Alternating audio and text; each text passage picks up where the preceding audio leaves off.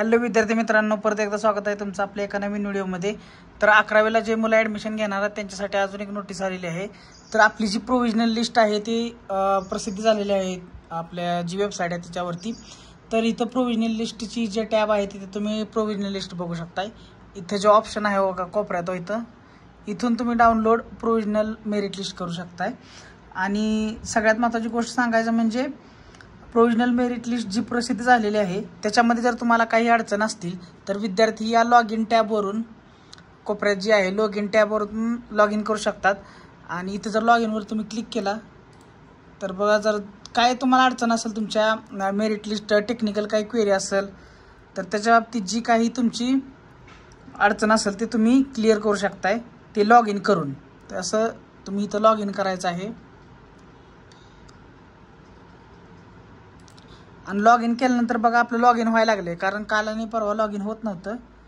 तर इथं जर तुम्ही गेला ॲप्लिकेशन फॉर्म पार्ट 1 तर हा ऑलरेडी लॉग झालेला आहे, हा तुम्ही अनलॉक करू शकत नाही। आणि ज्या विद्यार्थ्यांना लॉक पार्ट 2 मध्ये आपले जर सिक्वेन्स आहे कॉलेजचा सिक्वेन्स तो बदलायचा असेल तर तुम्ही इथून अनलॉक फॉर्म करू शकताय आणि जो कॉलेजचा प्रिफरन्सचा जो सिक्वेन्स आहे तुम्ही बदलू शकताय। आणि इथंच बघा खाली इथं बघा मिसलेनियस काय तर आहे। इथं ग्रीव्हन्समध्ये तुम्ही सांगू शकता बघा, ॲड ग्रीव्हन्समध्ये जायचं आणि आपल्याला काय प्रॉब्लेम येत आहे, technical query, merit list query, additional mark query, administrative query, other query. तर जी आहे क्वेरी ती इथं तुम्ही व्यवस्थित लिहायची आहे आणि त्याचा स्क्रीनशॉट इथं तुम्ही अपलोड करायचा आहे। आणि इथून सबमिट केला की तुम्हाला तो काही ग्रीव्हन्स आहे तो तुमचा सबमिट होणार आहे, तुमची क्वेरी सबमिट होईल। आणि जेव्हा फायनल मेरिट लिस्ट लागणार आहे त्याच्यामध्ये ती क्वेरी व्यवस्थित नील केली जाईल। तर अशा प्रकारे ही सगळ्यात महत्त्वाचा व्हिडिओ तुमच्यासाठी आलेला आहे।